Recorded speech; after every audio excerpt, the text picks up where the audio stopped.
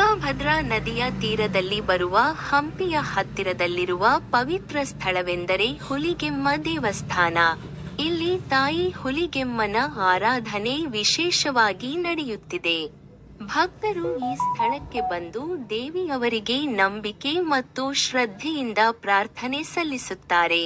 ಇಲ್ಲಿಯ ಭಕ್ತರಿಗೆ ತಾಯಿ ಹುಲಿಗೆಮ್ಮನ ಪವಾಡಗಳು ಅನುಭವ ಎನ್ನುತ್ತಾರೆ. ಹೌದು, ಇದು ಬಹಳ ಪ್ರಸಿದ್ಧ ಪೌರಾಣಿಕ ಕಥೆ. ಪುರಾಣ ಪ್ರಸಿದ್ಧ ಹುಲಿಗೆಮ್ಮ ಕ್ಷೇತ್ರಕ್ಕೆ ಸಂಬಂಧಿಸಿದ ಈ ಕಥೆಯು ನಂಬಿಕೆ, ಶ್ರದ್ಧೆ ಹಾಗೂ ಭಕ್ತಿಯ ಗುಣಗಳನ್ನು ತೋರಿಸುತ್ತದೆ. ಕಥೆಯ ಪ್ರಕಾರ, ನಾಗಜೋಗಿ ಮತ್ತು ಬಸವಜೋಗಿ ಎಂಬ ಇಬ್ಬರು ಸಹೋದರರು ಹುಲಗಿಯಲ್ಲಿ ವಾಸಿಸುತ್ತಿದ್ದರು. ಅವರು ಶಕ್ತಿದೇವಿ ಸವದತ್ತಿ ಯಲ್ಲಮ್ಮನ ಭಕ್ತರಾಗಿದ್ದರು. ಪ್ರತಿ ಹುಣ್ಣಿಮೆಯ ದಿನ ಅವರು ತಮ್ಮಿಂದ ದೂರದ ಸವದತ್ತಿಗೆ ಹೋಗಿ ಅಲ್ಲಿಯ ತಾಯಿಯ ದರ್ಶನ ಪಡೆದು ಬಂದು ತನ್ನ ಜೀವನದಲ್ಲಿ ಶಾಂತಿ ಮತ್ತು ಸಮೃದ್ಧಿಯನ್ನು ಅನುಭವಿಸುತ್ತಾರೆ. ಈ ಭಕ್ತರು ತಾಯಿಯ ದರ್ಶನಕ್ಕೆ ಪ್ರಯಾಣಿಸುತ್ತಿದ್ದಾಗ ಅವರ ಮನಸ್ಸು ಶ್ರದ್ಧೆಯಿಂದ ತುಂಬಿಕೊಂಡಿತ್ತು. ಒಂದೊಂದು ಸಮಯದಲ್ಲಿ ತಾಯಿ ಯಲ್ಲಮ್ಮ ಅವರಿಗೆ ಒಂದು ದಿವ್ಯ ಆಶೀರ್ವಾದ ನೀಡಿದ್ದಳು.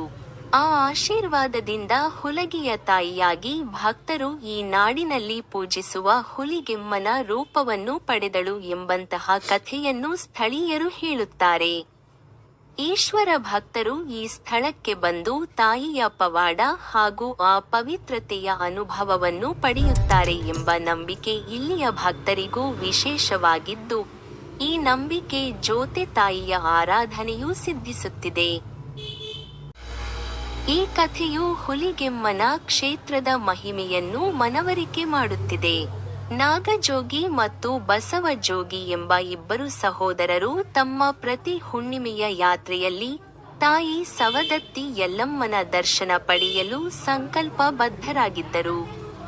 ಆದರೆ ಆ ಕ್ಷಣದಲ್ಲಿ ಭಗವಂತನ ಪರೀಕ್ಷೆಯಂತೆ ದಾರಿಯ ಮಧ್ಯದಲ್ಲಿ ಮಳೆ ಸುರಿಯಲು ಶುರುವಾಗುತ್ತದೆ. ಬಿರು ಮಳೆಯಲ್ಲಿ ಅವರು ಮುಂದಕ್ಕೆ ಸಾಗಲು ಅಸಾಧ್ಯವಾಯಿತು. ತಮ್ಮ ಭಕ್ತಿಯನ್ನು ತೊರೆಯದೆ ಆ ಸಹೋದರರು ದಾರಿಯಲ್ಲಿಯೇ ತಾಯಿ ಯಲ್ಲಮ್ಮನ ಧ್ಯಾನ ಮಾಡಿದರು. ಮನಸ್ಸಿನಲ್ಲಿ ಆಕೆಯ ಅಂತರಂಗ ದರ್ಶನ ಪಡೆದರು. ಅವರ ಈ ನಿಸ್ವಾರ್ಥ ಭಕ್ತಿಯಿಂದ ತಾಯಿ ಯಲ್ಲಮ್ಮ ತಕ್ಷಣವೇ ಪ್ರತ್ಯಕ್ಷಳಾದಳು. ಆ ಪವಿತ್ರ ತಾಯಿ ಅವರಿಗೆ ಆಶೀರ್ವಾದ ನೀಡಿ, ನಿಮಗೆ ಇನ್ನು ಮುಂದೆ ಸವದಕ್ಕೆ ಬರುವ ಕ್ಷಣ ಬೇಡ, ನಾನು ನಿಮ್ಮೆಲ್ಲರ ಕಷ್ಟ ನಷ್ಟವನ್ನು ತೀರಿಸುತ್ತೇನೆ ಎಂದು ಹೇಳಿ ಅವರಲ್ಲಿ ನೆಲೆಸುವುದಾಗಿ ವಾಗ್ದಾನ ನೀಡಿದರು. ಈ ಆಶೀರ್ವಾದದಿಂದ ಹುಲಗಿದಳು ಯಲ್ಲಮ್ಮ ತಾಯಿ ಹುಲಿಗೆಮ್ಮ ದೇವಿಯ ರೂಪದಲ್ಲಿ ನೆಲೆಸಿದಳು. ಈ ದಿನಕ್ಕೂ ಜನರು ಹುಲಿಗೆಮ್ಮನ ದರ್ಶನ ಪಡೆದು ತಮ್ಮ ಬದುಕಿನಲ್ಲಿ ಶ್ರದ್ಧೆ, ಭಕ್ತಿ ಮತ್ತು ಅನುಗ್ರಹವನ್ನು ಪಡೆಯುತ್ತಾರೆ. ಹೌದು, ಈ ಕಥೆಯು ಹುಲಿಗಿಯ ಹುಲಿಗೆಮ್ಮನ ಕ್ಷೇತ್ರದ ಮಹತ್ವವನ್ನು ಹೊಂದಿದೆ.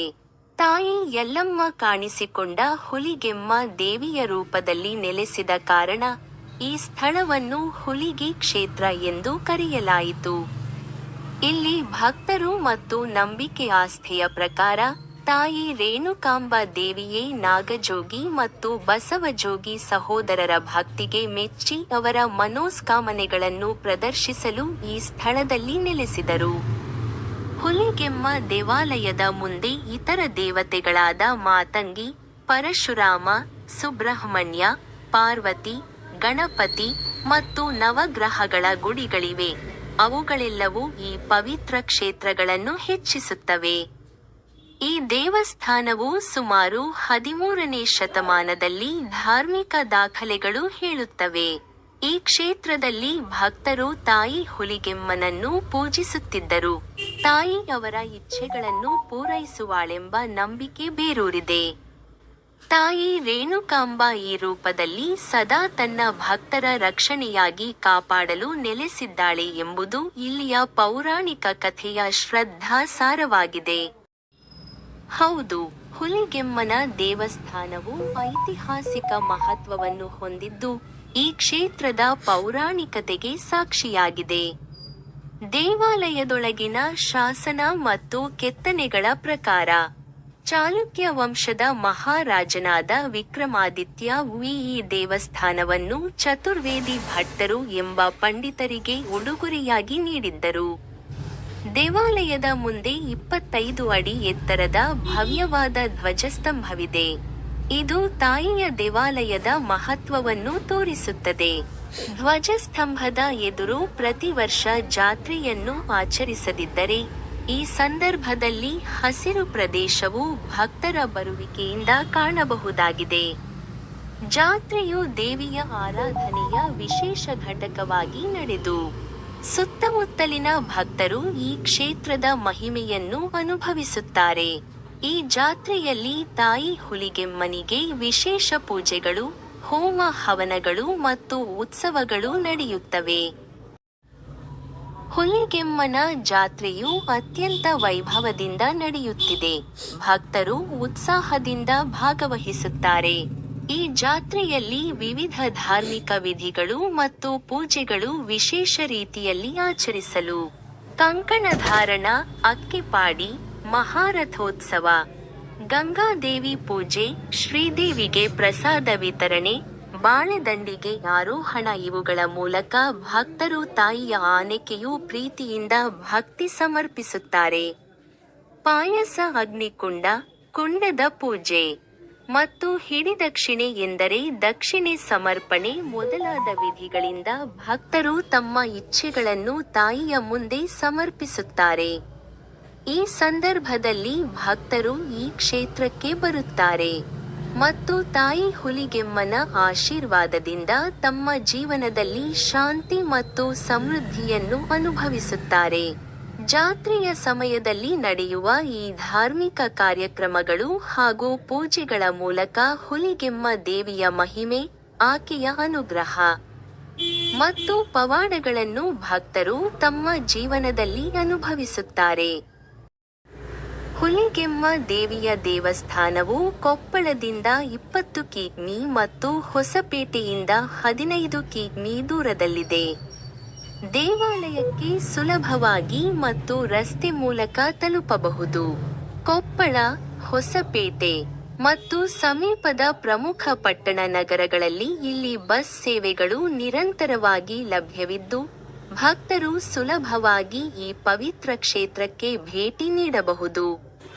ರೈಲು ಮಾರ್ಗದಲ್ಲಿ ಹಂಪಿಯಿಂದ ಮುನಿರಾಬಾದ್ ರೈಲು ಮಾರ್ಗವನ್ನು ಬಳಸಲಾಗುವುದಿಲ್ಲ ಮತ್ತು ಹೊಸಪೇಟೆ ಜಂಕ್ಷನ್ ಇಲ್ಲಿಗೆ ಸಮೀಪದ ಪ್ರಮುಖ ರೈಲು ನಿಲ್ದಾಣವಾಗಿದೆ. ಹುಲಿಗೆಮ್ಮ ದೇವಾಲಯದ ಸುತ್ತಮುತ್ತಲಿನ ಹಲವಾರು ಪೌರಾಣಿಕ ಮತ್ತು ಪ್ರೇಕ್ಷಣೀಯ ತಾಣಗಳಿವೆ. ಭಕ್ತರು ಮತ್ತು ಸಂಪರ್ಕಕ್ಕೆ ಆಕರ್ಷಣೀಯ ಕೇಂದ್ರಗಳು ಮುಖ್ಯವಾಗಿ ಮುನಿರಾಬಾದ್ ಡ್ಯಾಂ, ಋಷ್ಯಮುಖ ಬೆಟ್ಟ, ಬಾಲಿಕಿಲಾ, ಪಂಪ ಸರೋವರ ಮತ್ತು ಪ್ರಮುಖ ಆಕರ್ಷಣೆ. ಮುನಿರಾಬಾದ್ ಡ್ಯಾಂ ಇದು ತುಂಗಭದ್ರಾ ನದಿಯ ಮೇಲೆ ನಿರ್ಮಿತ ಡ್ಯಾಂ ಆಗಿದ್ದು, ಸುತ್ತಮುತ್ತಲಿನ ಪ್ರಕೃತಿ ಸುಂದರಿಯ ಜೊತೆ ಕಣ್ತುಂಬಿಕೊಳ್ಳಲು ಸುಂದರವಾದ ಸ್ಥಳವಾಗಿದೆ. ಋಷ್ಯಮುಖ ಬೆಟ್ಟ ರಾಮಾಯಣದ ಪ್ರಕಾರ ಈ ಬೆಟ್ಟದಲ್ಲಿ ರಾಮನು ಮೊದಲ ಬಾರಿಗೆ ಹನುಮಂತನನ್ನು ಭೇಟಿಯಾಗಿದ್ದನೆಂದು ನಂಬಿಕೆ. ಹನುಮಂತನ ನೆರವು ಕೇಳುವಲ್ಲಿ ರಾಮನು ಇಲ್ಲಿ ಸೀತಾಮಾತೆಯನ್ನು ಹುಡುಕಲು ಸಹಾಯವನ್ನು ಅರಸಿದನು. ಈ ಸ್ಥಳವು ರಾಮಾಯಣದ ಪ್ರಮುಖ ಘಟನೆಯನ್ನು ಪ್ರತಿನಿಧಿಸುತ್ತದೆ. ಬಾಲಿಕಿಲಾ ಈ ಕೋಟೆಯು ಪುರಾಣ ಪ್ರಸಿದ್ಧ ರಾಜನಾದ ಬಾಲಿ, ಸುಗ್ರೀವನ ಸಹೋದರನ ರಾಜಧಾನಿಯ ಸ್ಥಳವಾಗಿದೆ ಎಂದು ಹೇಳಲಾಗಿದೆ. ಈ ಪೌರಾಣಿಕ ಹಿನ್ನೆಲೆಯಿಂದ ಇದಕ್ಕೆ ವಿಶೇಷ ರುಚಿಯನ್ನು ನೀಡುತ್ತದೆ. ಪಂಪ ಸರೋವರ ಪಂಪ ದೇವಿಯ ಪ್ರಾರ್ಥನೆಗಾಗಿ ನಿರ್ಮಿತವಾಗಿರುವ ಪಂಪ ಸರೋವರವು ಪವಿತ್ರ ತೀರ್ಥ ಕ್ಷೇತ್ರವಾಗಿದೆ. ಇದನ್ನು ನೋಡಿ ಭಕ್ತರು ಮನಸ್ಸು ಸಮಾಧಾನಗೊಂಡು ಶಾಂತಿಯ ಅನುಭವವನ್ನು ಪಡೆಯುತ್ತಾರೆ. ಹುಲಿಗೆಮ್ಮ ದೇವಸ್ಥಾನದ ಪುರಾತನ ತಾಣಗಳು ಈ ಭಕ್ತರಿಗೂ ಅದಕ್ಕೂ ಐತಿಹಾಸಿಕ ಮಹತ್ವ ಮತ್ತು ಆಧ್ಯಾತ್ಮಿಕ ಶಾಂತಿಯ ನೆಲೆಗಳನ್ನು ಒದಗಿಸುತ್ತವೆ.